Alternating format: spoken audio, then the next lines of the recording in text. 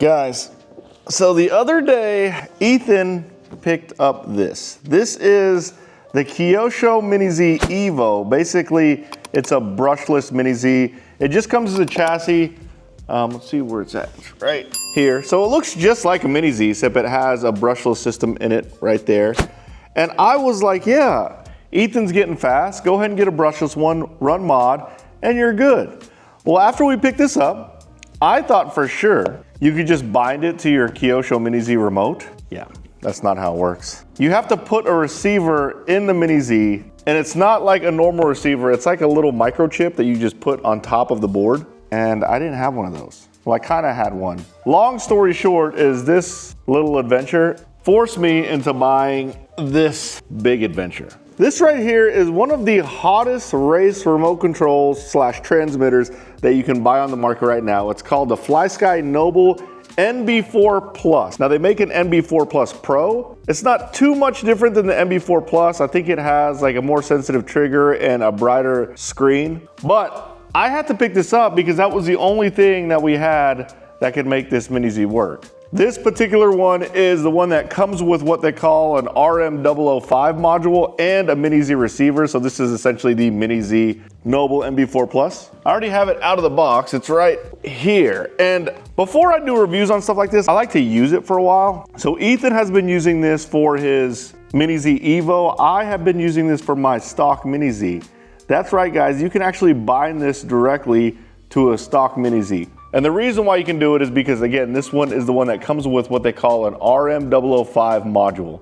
And basically what it is this little chip that you plug into the bottom of the handle of the remote, and that enables the remote to bind directly to a stock Mini Z. It's actually pretty simple. After you install that chip in the bottom of the remote, you go to bind the car, you power your Mini Z on, and whenever you power your Mini Z on, you put your Mini Z in bind mode. So the way you do that is you basically push this little button on the board on your Mini Z and turn it on, and it starts blinking. Then you go to the receiver that the model is, which I think it's the FHSS receiver, and you bind it directly like you would bind a stock remote. Super easy to use, but I will say I'm really digging this remote. I've used it for a couple of races. The last race I used it for, I did TQ and stock Mini Z, which was one of the most competitive classes we have. It has a really, really good feel. And today I'm going to show you my favorite features and a close look at the Noble NB4 Plus. So before we go into the remote, I'll show you what comes in the box. First off, it's a really, really nice box.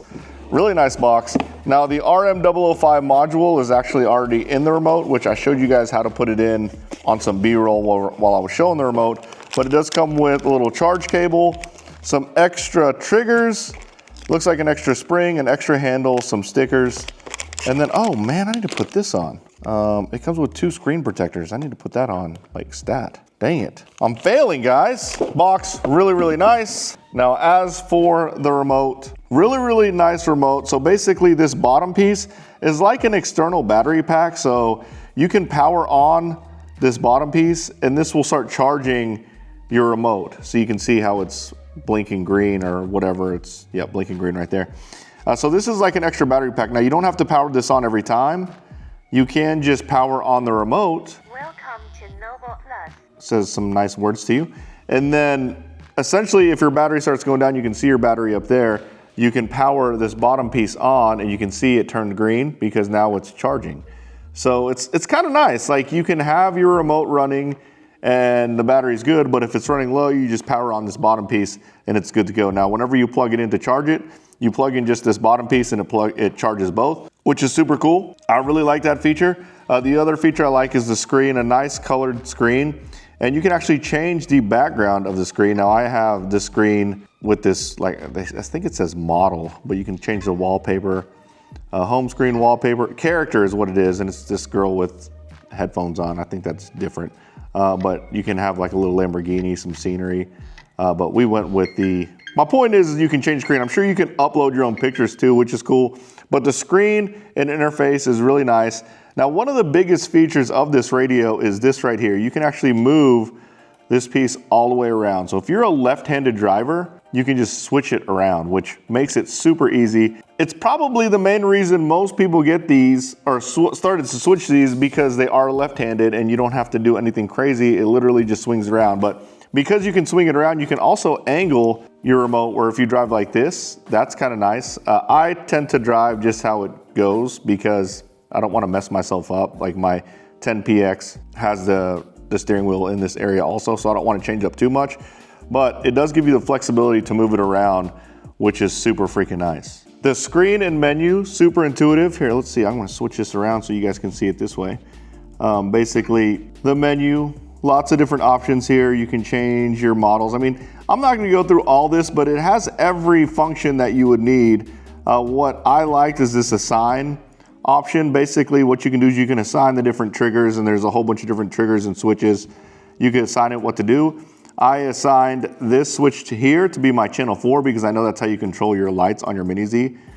Sensitivity is great. Like, you feel really connected with your car. I'm not gonna go into like the frame rates and things like that. This is obviously gonna be very competitive, not just as fast, maybe even faster, I won't say faster, than the other leading radios out there, which are gonna be your Sanwas and Futabas. But I can tell you the Mini Z is a very sensitive car, and I feel very connected when I use this radio. I really, really enjoy this radio. It's got some nice toggles here, like little paddles here, and then your trim switches are nice right here. Center point. Overall, guys, super cool radio. Now, because this one's the one that's designed for the Mini Zs, it only came with the Mini Z receiver, so I didn't get anything with a whole bunch of channels. But I can see why people like this radio. The only caveat I've seen with this radio is a friend of mine had the trigger break. That's kind of weird. I don't know how the support is for this radio. I'm assuming it's pretty good because he did get the trigger fixed, but the trigger broke off. Now, that's not a good situation to be in because if the trigger breaks off, you're out a remote. Like, if something breaks, it would be nice if it's something that you can replace. Now, that was a total one-off. I haven't seen anyone else have that problem, but I have seen it happen, and I do want to be completely candid about that. Overall, though, nice feeling remote. Look at this steering wheel. Really, really nice steering wheel. It's like an aluminum machined steering wheel, and then it has a little rotor in the back with a brake caliper. Very, very nice. The aesthetics look good. It feels good in your hand. It feels very refined. Love the interface. I mean, I'm not gonna lie, I would actually consider using this one for my A-scale stuff also. I'd probably get the NB4 Plus Pro just because, I don't know, I'm just one of those guys that feels like they have to have the best of everything. So there is a 4 Plus Pro. Again, all I read on that one is the throttle trigger is a little more sensitive and the screen is a little bit brighter. So I'm not sure if you actually need it, but overall, let's see what other features in here that I might have forgotten. Your basic remote features, EPA sub-trims.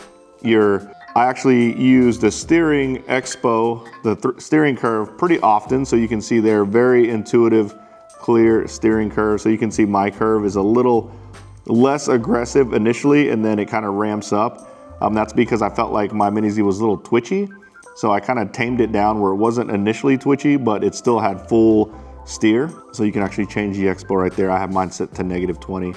That's pretty much the main thing I use in regards to the features. And then obviously you can change your model name, things like that, different mixes.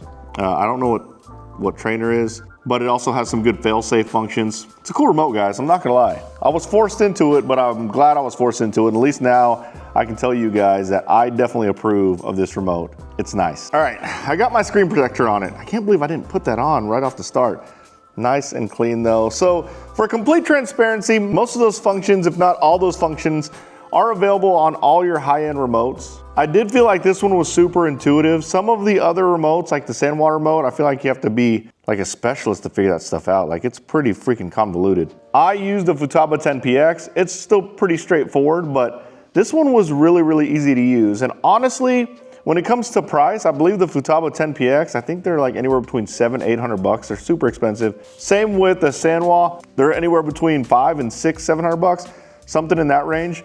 This one was only $300. The other thing to consider whenever you get remotes is the receiver prices. The receiver prices don't look too bad on these. I believe they're right there in that $50 range, which is perfectly fine. Similar to Futaba, if you want to get some of the less advanced, not as many channels receivers. I felt like that's what kind of fell apart for my Sanwa. I ran Sanwa for a long time, great remote, but the receivers, the cheap ones were 80 bucks. The ones that you want to run are like 130. If you have a lot of cars like me, you want your receivers to be relatively cheap. This remote's only 300 bucks and the receivers are cheap. It's a tough one to beat, guys. It really, really is. I like it.